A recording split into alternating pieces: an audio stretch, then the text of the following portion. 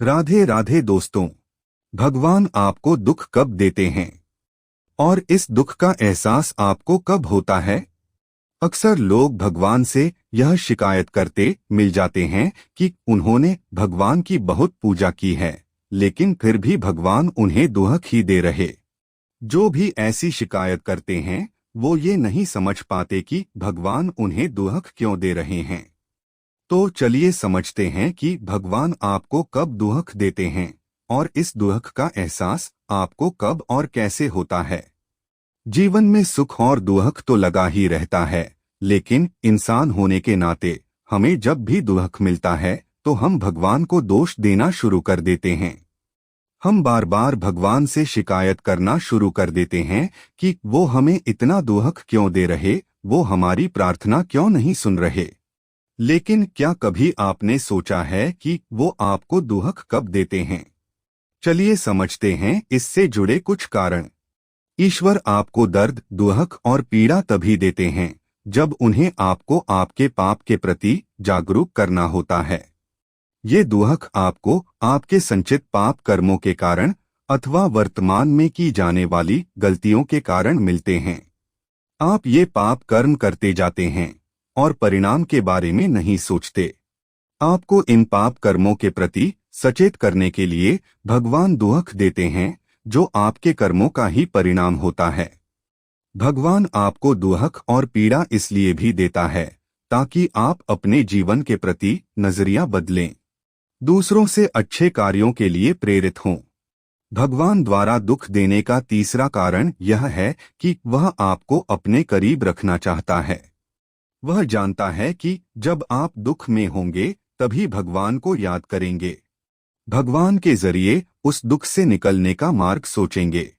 ईश्वर अपने साथ के जरिए आपको सहन शक्ति देता है, लेकिन उनकी कोशिश यही होती है कि वह सन्मार्ग पर चलें। वह चाहते हैं कि आप उनके प्रति ऐसा समर्पण रखें कि उनके और आपके बीच अटूट रिश्ता बन जाए।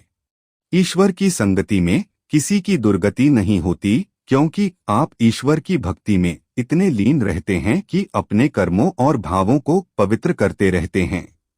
इसलिए जब भी भगवान आपको दुख दे तो कभी ये न सोचें कि वो आपको परेशान करने, दर्द देने या आप पर रहम ना करने के लिए ऐसा कर रहे।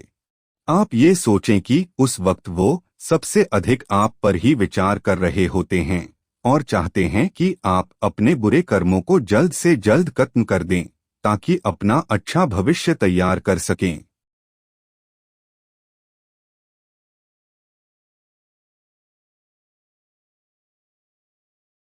आपको दुख का एहसास कब होता है? भगवान दुख तो देते हैं, लेकिन इस दुख का एहसास होना कब शुरू होता है? कई लोग दर्द को ही दुख समझ लेते हैं। दुख का जुड़ाव भावनाओं से होता है और दर्द का बुद्धि से।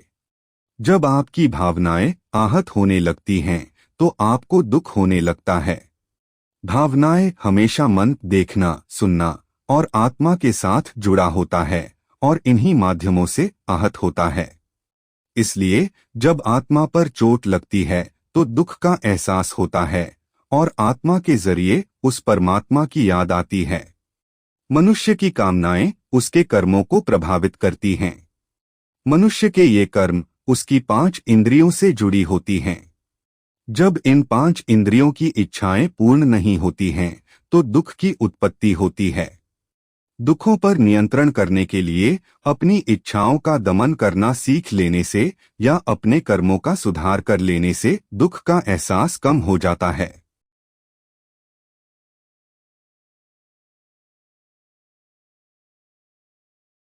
तो दोस्तों, आज की इस वीडियो में दुख और सुख से जुड़ी यह जानकारी आपको कैसी लगी, हमें कमेंट बॉक्स में लिखकर जरूर बताना। और चैनल पर नए हो तो चैनल को सब्सक्राइब कर दे और वीडियो को अपने दोस्तों और परिवार वालों को जरूर शेयर करें। जय श्री कृष्णा, राधे राधे।